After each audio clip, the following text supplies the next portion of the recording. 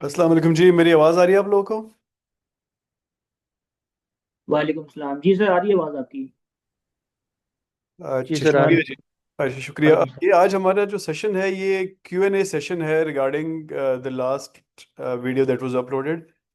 तो आप लोगों के कोई सवाल है तो मुझे बताएं। और इरफान, आप good that you are here. आप मुझे बताएं आपकी असाइनमेंट्स के क्या प्रॉब्लम है, आपने दोनों अपलोड किए कि नहीं?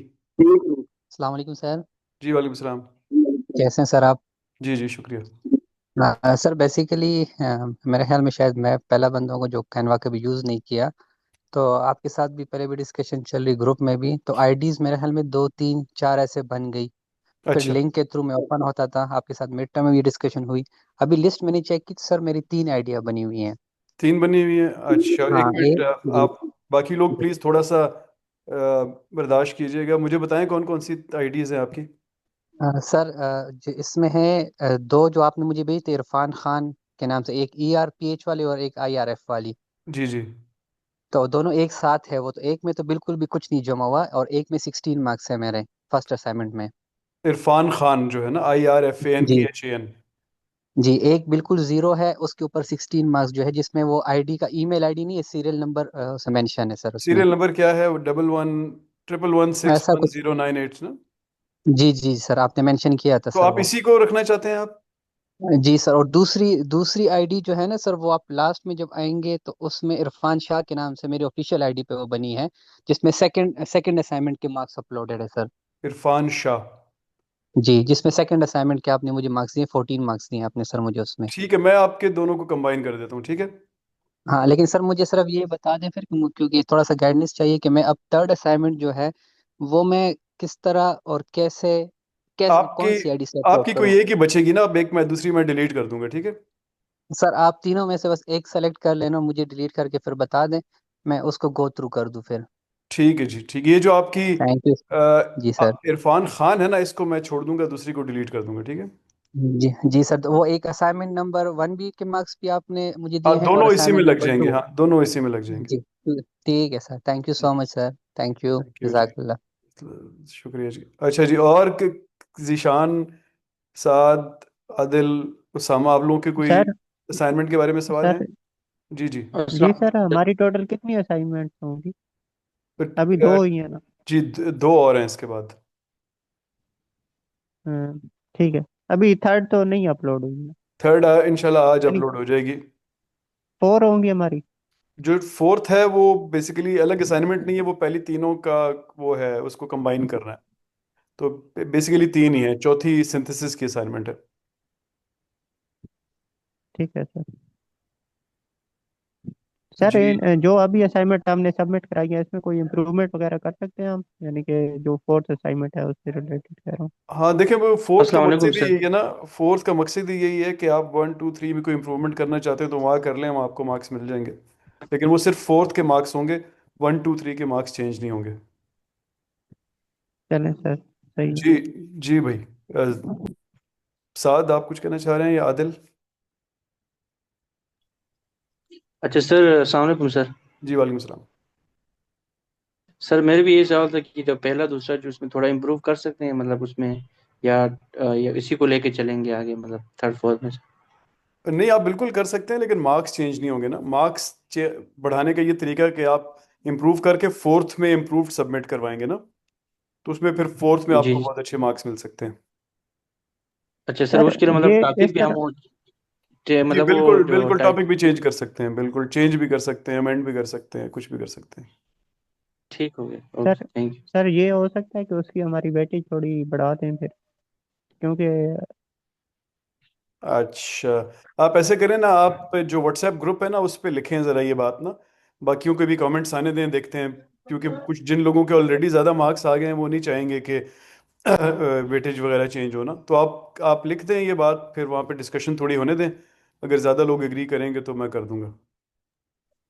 ठीक है सर। सर एक चीज पूछनी थी कि सर ये जो हमारी ग्रेडिंग होगी ये रिलेटिव है या एब्सोल्यूट है सर? यार ये ना, ये डिपार्टमेंट से पूछो तुम ना। डिपार्टमेंट से या एग्जाम डिपार्टमेंट से। सर क्योंकि जो कंप्यूटर एप्लीकेशन वाले थे जो वो कह थे कि आपकी रिलेटिव ग्रेडिंग होगी, तो उस हवाले से मैंने भाई बोला था कि जैसे आप हैं और हमारा जो प्रोजेक्ट मैनेजमेंट है वो भी रिलेटिव के ऊपर जा रहे हैं, तो आप भी रिलेटिव के ऊपर जाएंगे। देखो जीशान, जो रिलेटिव है या एब्सोल्यूट है ना, इसका फैसला हम नहीं करते, इंस्ट्रक्टर नहीं कर सकता। इंस्ट्रक्टर तो असाइनमेंट्स के मार्क्स बता देता है, मिड टर्म फाइनल के मार्क्स बता देता है, बस ऐसे ही है ना। ये सारे मार्क्स जाते हैं एग्जाम डिपार्टमेंट के पास, उनके पास एक सॉफ्टवेयर है। वो सॉफ्टवेयर फैसला करता है कि रिलेटिव होगा या एब्सोल्यूट होगा। टीचर तो ये नहीं कर सकता ना, वो तो खाली, जैसे अभी मैंने तुम्हारी असाइनमेंट के मार्क्स लगाए हैं ना, तो उसमें तो ना सर। रिलेटिव कुछ होता है ना एब्सोल्यूट कुछ होता है, वो तो तुम्हारे मार्क्स ही हैं, ऐसे ही है ना। Right sir. Right sir. तो वो जो रिलेटिव है या एब्सोल्यूट है, ये एग्जाम डिपार्टमेंट या डिपार्टमेंट फैसला करता है, यूनिवर्सिटी फैसला करती है। Right sir. जी भाई महमूद, आपका कोई सवाल है? महमूद उल हसन। अस्सलाम वालेकुम सर। वालेकुम अस्सलाम। पहली डिस्कशन तो सर वो हो गई। अब मैं एक दो क्वेश्चंस है, अगर आप इजाज़त दे तो। जी जी, ज़रूर ज़रूर, प्लीज़। सर पहला क्वेश्चन ये है कि असाइनमेंट में जो भी मार्क्स मिल गए हैं, तो अब फर्स्ट असाइनमेंट में मुझे ज़्यादा मार्क्स मिल गए, जी। सेकंड में मुझे कम मिल गए। तो अब ये ठीक। समझ नहीं आ रही कि इम्प्रूवमेंट कैसे करूं, क्योंकि फर्स्ट में अच्छे थे, सेकंड में मेरे 14 आ गए ना, पहले मेरे 16 थे, मेरे हाल में 17 हाईएस्ट थे, तो जी 16 आए उसमें मेरे। क्योंकि जी जी। टॉपिक मुझे पता लग गया कि मतलब जो मैंने अपना इंडस्ट्री का टॉपिक उठाया है, तो मतलब वो सही सही है और जो मैंने चूज़ किया है। लेकिन सेकंड पे सर वो मार्क्स कम आ गए हैं। तो अब थर्ड जो असाइनमेंट होगी, तो मुझे फिर कैसे पता लगे कि मुझे इसमें ऐसे इम्प्रूवमेंट करने की ज़रूरत है, ताकि मैं इससे भी अच्छे मार्क्स ले सकूं, या हाँ ओवरऑल देखो, स्टूडेंट पहली जो जिनके भी पहली हैं। असाइनमेंट थी ना, उस it was about choosing a good topic ना, और फिर उसके जी अंदर सर। ऑब्जेक्टिव्स और वो चीज़ें। तो उसमें तुमने अच्छा परफॉर्म कर लिया, उसमें अच्छे नंबर आ गए। अब इसका ये मतलब थोड़ी है कि आगे चारों में अच्छे आएंगे, चारों में अलग अलग काम करना पड़ेगा। सेकंड असाइनमेंट जो थी, it was about literature review basically, कि आप कैसे अपने प्रॉब्लम के बारे में लिटरेचर ढूंढते हैं, फिर उसका सिंथेसिस ऐसे करते हैं कि उस लिटरेचर के अंदर से पता लगे कि वाकई आपका प्रॉब्लम रेलेवेंट था, यानी लिटरेचर से रेलेवेंट था, थ्योरी से रेलेवेंट था। तो वो ठीक नहीं करेंगे तो जाहिर है उसमें नंबर कम आएंगे। मतलब सवाल क्या है तुम्हारा? मैं ऐसा यही कह रहा हूँ ना कि मतलब फर्स्ट में टॉपिक अच्छा सेलेक्ट हो गया, तो उसमें मार्क्स अच्छे आ गए। अब थोड़ा सा लिटरेचर रिव्यू दिया, तो वो उसमें मार्क्स कम आ गए। अब थर्ड असाइनमेंट जो है उस पे अब मतलब क्या हमारी ऐसे इम्प्रूवमेंट करनी है कि हम थर्ड पे उस पे ये वर्क करें कि हम लोग मार्क्स अच्छे ले लें। एनीवन जो भी स्टूडेंट्स है, मैं ये पूछ रहा हूँ कि मतलब ऐसे हम लोग कौन सी इम्प्रूवमेंट लाए ताकि हम बेस्ट की तरफ जाएं, ये कह रहा हूँ सर। यार देखो, इसमें लॉजिक ये है ना कि हर असाइनमेंट के अंदर डिलीवरेबल्स हैं, ठीक है। और मैंने जी लिखा सर। हुआ है कि इस काम के 5 मार्क्स हैं, इसके 4 मार्क्स हैं, इसके 2 हैं, इसके 3 हैं, हर डिलीवरेबल के आगे नंबर लिखे हुए हैं, ठीक है। अब वही डिलीवरेबल मैं तुम्हें इस लेक्चर में पढ़ाता हूँ एक एक करके। ऐसा ही है सर। समझ आ गई? बिल्कुल। तो जी सर। जब ही जो ही तुम्हें असाइनमेंट मिलती है, उसके चारों देखो गौर से डिलीवरेबल्स क्या हैं, उसकी वीडियो लेक्चर गौर से देखो कि उसकी में क्या डिटेल चाहिए मुझे, और उस तरह सॉल्व कर दो बस। ठीक है सर, ठीक है, नेक्स्ट सही टाइम है। इंशाल्लाह कोशिश करता हूँ। ठीक। और सर दूसरा क्वेश्चन ये है कि जो मेरा रिसर्च है वो मैं इंडस्ट्री में परफॉर्म कर भी रहा हूँ। मेरा तो जी जी। मेंटेनेंस डिपार्टमेंट से बैकग्राउंड है, लेकिन ये केमिकल का रिसर्च है। तो इन केस मतलब मैं मुझे ऐसा लगता है कि हम लोग इसमें सक्सेसफुल हो गए हैं, हम लोग मतलब हमारी टीम जो है। ठीक। तो क्या फिर उसको उस चीज को जो मेरा प्रोजेक्ट है वो कंप्लीट हो गया, रिसर्च की बात करूं, तो हम्म। उसको फिर आगे प्रेजेंट कैसे करेंगे? क्योंकि जो वीकनेसेस थी, डिमांड्स थे, जो भी मेरे उसमें मटेरियल्स है, एडिशन थी, जो मैं पढ़ रहा था, रिसर्च कर रहा था, या मैं जिधर से भी डेटा ले रहा था, तो वो मुझे ऐसा लगता है कि 95% हम लोगों ने कंप्लीट कर लिया है अपनी कंपनी में। तो सर मतलब अब मैं अपनी रिपोर्ट में इसको कैसे ऐड करूंगा कि मतलब जो टॉपिक मैंने लिया जिसमें रिसर्च कर रहा था वो कंप्लीट हो गया, जो डिमांड थी वो पूरी हो गई है मार्केट की तरफ से मेरी। तो अच्छा फिर देखो, मतलब मैं ये इसको जो प्रेजेंट कैसे जो करूंगा? हमारा जी। कोर्स है ना, इसकी तो बड़ी स्पेसिफिक रिक्वायरमेंट्स है ना। 4 असाइनमेंट्स हैं, उनके अपने अपने डिलीवरेबल्स हैं। जी सर। यानी हम कोर्स में ऑन ग्राउंड रिसर्च नहीं कर सकते, हम खाली रिसर्च को डिज़ाइन के एंड पे ले जाके ख़त्म कर देते हैं इस कोर्स में, ठीक है। ठीक है फिर सर। क्या होता है कि मैं स्टूडेंट्स को कहता हूँ कि आप लोगों में से जो थीसिस करना चाहता है मेरे साथ या किसी भी और के साथ, वो इसको कंटिन्यू कर ले, ठीक है। तो मैं ठीक है सर। जाहिर है, मैं इस क्लास में जैसे 70+ स्टूडेंट्स हैं, तो मैं 70 को तो थीसिस नहीं ले सकता। HEC ने बिल्कुल ऐसा लिमिट ही है। लगाई हुई है, 6-7 आप ले बिल्कुल। सकते हैं। तो जो 6-7 चाहते हैं टॉपर्स में से, यानी जिनके हाईएस्ट मार्क्स होते हैं, मैं उनको ऑप्शन देता हूँ, उनको मैं लेके आगे चला जाता हूँ। तो आप किसी और टीचर के साथ, फर्ज करें आपके नंबर नहीं है हाईएस्ट में, आप किसी और टीचर के साथ थीसिस कर सकते हैं, तो आपकी थीसिस का फंडामेंटल काम यहाँ पे हो जाता है इस कोर्स के अंदर। ठीक है, ठीक उसके है, बाद आप ठीक है, उसमें मुझे बस थोड़ी डेटा सी, इंसर्ट ठीक है। करते हैं और रिजल्ट्स पेश कर देते हैं। बस मुझे सर, हाँ, यही कंफ्यूजन थी कि मतलब एक तो थीसिस होते कि मतलब हमें भी जैसे आप हमें पढ़ा रहे हैं, तो हमारा फर्स्ट टाइम है कि ठीक थीसिस है। में इतना हमारा आगे मेरा मेरा पर्सनली खुद इंटरेस्ट नहीं ना कि पीएचडी का भी, कि तो इसलिए ठीक मैं है। अपना ये वाला जो मेरा मास्टर्स है ये भी कोर्स वाइस ही करूंगा। तो मैं ये समझ रहा था कि मतलब इसको एक पूरा परफॉर्म करना होगा, पूरा जो है ना एक विजुअलाइजेशन व्यू पे देना होगा। नहीं नहीं, ठीक है वो सर, नहीं है, मुझे लेकिन अच्छा, स्टिल आप हाँ। लोग अगर चाहते हैं कि आपकी चीज़ पब्लिश हो ना, यानी अभी आप लोगों ने काफ़ी काम कर लिया है ना, सब लोगों ने जी आगे सर। मजीद करेंगे इस कोर्स के लिए, तो उसको अगर एज पेपर पब्लिश करना चाहते हैं वो भी मैं आखिर में आप लोगों को बताऊंगा कि जो लोग इसको पेपर की शक्ल में आगे लेके जाना चाहते हैं वो क्या स्टेप्स करें। हमारी आखिरी एक दो जो क्लासेस हैं वो इसी बारे में होंगी। ठीक है सर, और सर वो मिड्स वाले मार्क्स भी जब आप एग्जाम पेपर चेक कर लेना तो वो भी काइंडली अगर शेयर कर सकते हैं, जैसे आपने नहीं, वो असाइनमेंट्स मैं लिखे हैं। छुपा के रखूंगा, मैं तुम लोगों को नहीं बताऊंगा कभी भी। चलो आगे। ठीक है सर, मर्जी आपकी। चलो। ठीक है, thank you sir, thank you. Thank you. और कोई सवाल जी? सर बेसिकली ये क्वेश्चन था कि हम लोगों की फोर्थ असाइनमेंट है, तो पर असाइनमेंट ऑलमोस्ट हम लोगों की 20 मार्क्स की है सर, आई एम राइट? एक मिनट यार, मैं खोल लेता हूँ मैं, ताकि तुम्हें एग्जैक्टली बता दूँ ना। वो असाइनमेंट्स का पैक जो है ना, उसमें हर एक के जी जी मार्क्स, सर, जी जी। उसमें हर एक के मार्क्स लिखे हुए हैं, मैं तुम्हें बता देता सर हूँ। फर्स्ट सेकंड 20 है, थर्ड 25 है एंड फोर्थ 35 है।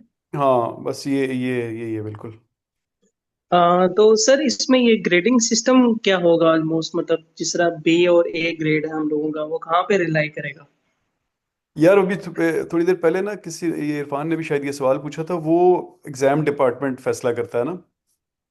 जी जी तो सर। उनके पास एक सॉफ्टवेयर है, तो वो आप आपके नंबर डालते हैं उसमें और फिर ग्रेड्स आ जाते हैं। फिर वो मुझे दिखाते हैं, तो मैं जैसे फॉर एग्जांपल ए में 5 लोग आ रहे हैं तो मैं 4 को और कर देता हूँ, 9 कर देता हूँ, यानी मैं उसको थोड़ा लीनियंट कर देता हूँ। लेकिन अभी इससे बताना पॉसिबल नहीं है, वो एग्जाम जब मुझे देता है ना उसी वक्त मुझे मुझे भी उस वक्त पता लगता है। Okay sir. तो ये थैंक यू। असाइनमेंट 4 के 35 नंबर हैं, ये सबसे ज़्यादा वेटेज इसका है ऑलरेडी, ठीक है। थ्री ओके के सर। 25 हैं, यानी इसका भी हैवी वेटेज है, और पहले दोनों के 20-20 हैं, इनके कम वेटेज है। यानी आप लोगों के अभी ओके तक सर। 40 मार्क्स हुए, 60 रहते हैं। Okay sir. हाँ जी, अब जिस काम के लिए क्लास थी वो उसका, वो कोई सवाल है तो मुझे बताएं। ये प्रेजेंटेशन जो हमारी है ना, रिसर्च एंड स्टेटिस्टिक्स, इसके बारे में कोई सवाल है तो मुझे बताएं, या कोई भी और असाइनमेंट के बारे में भी है जो भी आप पूछना चाहते हैं बताएं। कोई सवाल नहीं है? तोकीर, तोकीर आवाज आ रही है तुम्हें?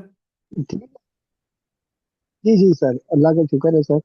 तो ठीक कि है सर, तुम्हारी आप असाइनमेंट चले टू सर जो है ना, कंटिन्यू। तो असाइनमेंट 2 ठीक नहीं थी, मैंने थोड़ा सा लीनियंट मार्किंग की है तुम्हारे साथ। अच्छा, तो अभी अगर 3 में भी गड़बड़ हुई तो मैं तुम्हें वापस 0 पे ले आऊंगा, अगर तुमने 3 में भी मेहनत ना की तो। सर थर्ड ठीक थर्ड है। असाइनमेंट कब अपलोड करेंगे आप? ये आज आज या कल अपलोड हो जाएगी इंशाल्लाह।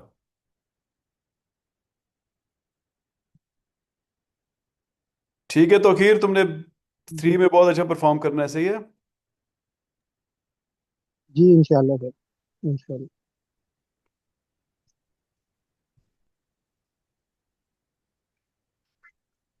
जीशान, हाशिर, कोई आप लोगों का सवाल? आप लोगों ने अभी तक कुछ नहीं पूछा। नहीं सर, मैंने उससे पूछा था वो ट्रेडिंग के वाले से, सर मैंने पॉइंट आउट ठीक किया ठीक, था। हाशिर आपका कोई सवाल?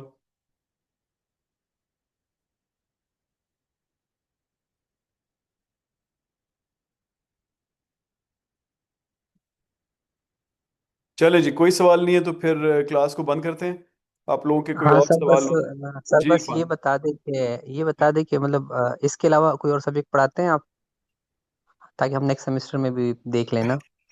अच्छा यार, यार देखो मैं ना, तुम इस क्लास में 70-75 स्टूडेंट हैं, तो मुझे बड़ी तकलीफ होती है ज़ाहिर, अब 70 असाइनमेंट्स चेक करना, 70 वगैरह चेक करना, तो ज़्यादा रश मत लगाया करो मेरी क्लासों में, वो आ जाता है शेड्यूल ना। एक्चुअली ये भी सर पहले अभी से से नहीं पता होता। सर सर आप कोई बेसिकली टीए रख लें।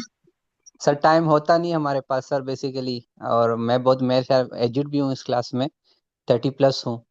तो मैं यही सोचता हूँ कि जितना हम लोग पढ़ सके, जितना टाइम दे सकते हो दे सकते हैं। तो अगर आपकी है कोई और सब्जेक्ट तो बता दें, ताकि हम नेक्स्ट में पहले से ले लें सर। जैसे हम सर उमर की क्लास लेते हैं, उनके साथ दूसरा सब्जेक्ट भी पढ़ लें। यार ये ना जब ये करीब करीब पहुंचते हैं ना सेमेस्टर के एंड पे, तब ये फैसला होता है कि सब्जेक्ट ऑफर कौन से होंगे, और फिर ये फैसला होता है कि कौन कौन पढ़ाएगा ना, और फिर वो टीचर से पूछते हैं। तो मैं तुम्हें वैसे जनरली बता देता हूँ कि मैंने पिछले 4-5 सेमेस्टर्स में क्या क्या पढ़ाया है ना। एसपीसी पढ़ाया है मैंने, statistical process control, reliability and maintenance management, qualitative and quantitative methods, project management, और बस energy management, cost benefit analysis. तो इस तरह के नाम देखा बस है, सर।